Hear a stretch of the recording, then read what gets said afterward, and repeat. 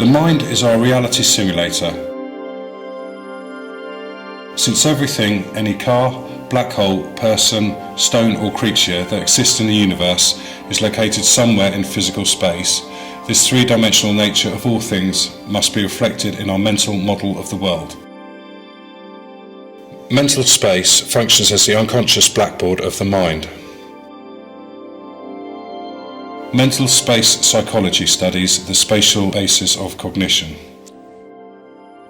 Okay, so you've now found the position of the past that way, future that way, present in front of you. Take hold of your present with both hands. Yeah. Yeah. Okay. Yeah. Yeah.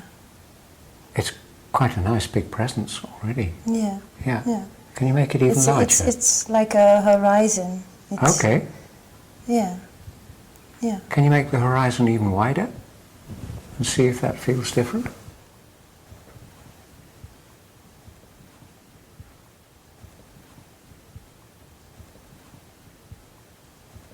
Yeah, yeah, very, very good feeling, yeah.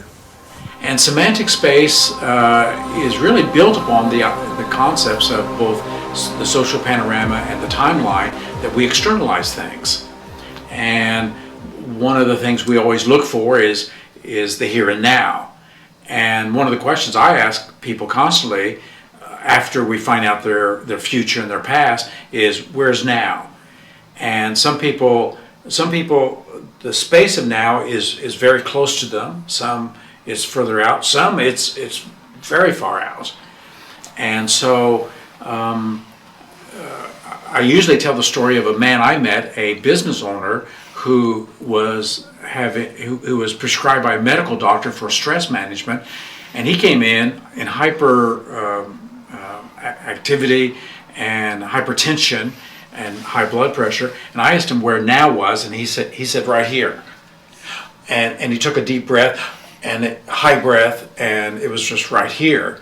And I said, so this is today, this is how far today goes out? And he said yes. And I said, well, what if it went out here, or what if it went out here? And he literally, his shoulders literally dropped as he took a breath and said, well, that'd be wonderful if this could be today or now. In the history of our science, only a handful of psychologists recognise the importance of space in experience. However, most others overlooked it, similar to how early physicists overlooked gravity.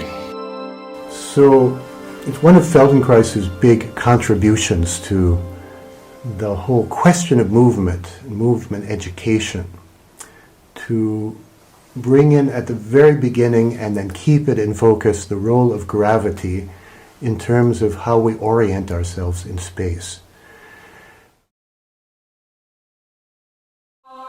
When my son died at the age of 27, I was not prepared for it, and I had no tools or ways, even though I had extensive NLP training and other training in the field of development, but I really didn't have the tools to deal with the intensity of emotions. And I had an amazing opportunity to be in a seminar where yet again I listened to the lecture on the importance of locations, and I volunteered for a demonstration. It has been at that point 8 years since my son died, and the intensity of emotions was still overwhelming at days, and other days were good days. And during that demo, I realized that how fundamental the location was. My deceased son, personification, was fairly close on my left, and that contributed, as I understand it today, to the intensity of mourning and grieving and feelings I I still had on those bad days. On the good days, everything seems fine, but it took me a long time to recover because I constantly had this location in the back of my mind. I had his personifications, his image, fairly close to me, slightly to my left.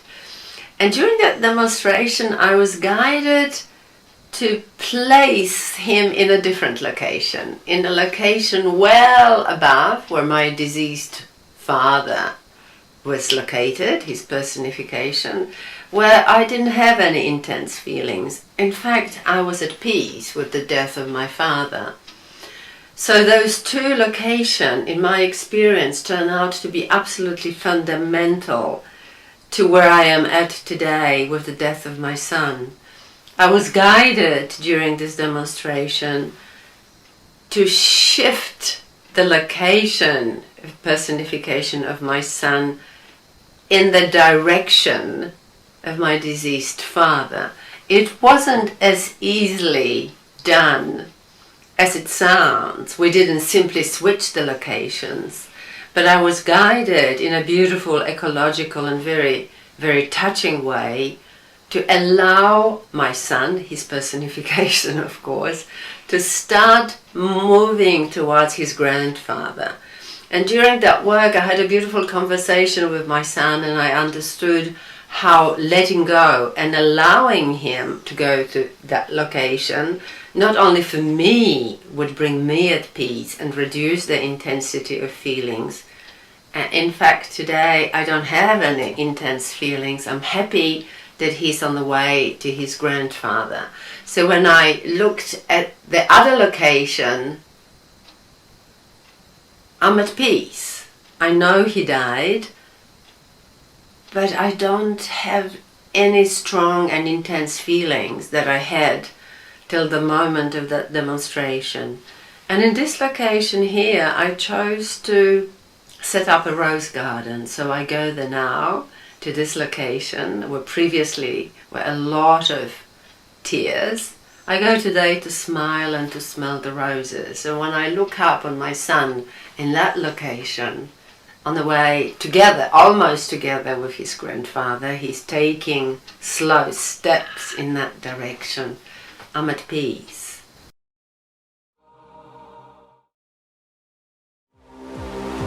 And then something that NLPers know very well, but also some anthropologists and some philosophers, they have found out that time is represented in a spatial manner. And we can say that it's in fact the movement through space, like a child moves through space. This movement through space is used as a metaphor for time. And we have the past, the present and the future. And in the beginning of the movie, we could see how somebody could enlarge the present and then have another experience of presence. Of course, there are concrete memories, things that we remember from the past and that we can really know, oh, exactly, it went like that. But there are also areas, so let's say school time or kindergarten. So that's an area in your past that's not concrete experiences. And so you can also project concrete instances in the future. For instance, the moment that I retire, I can make a beautiful image out of that and project it somewhere in my future.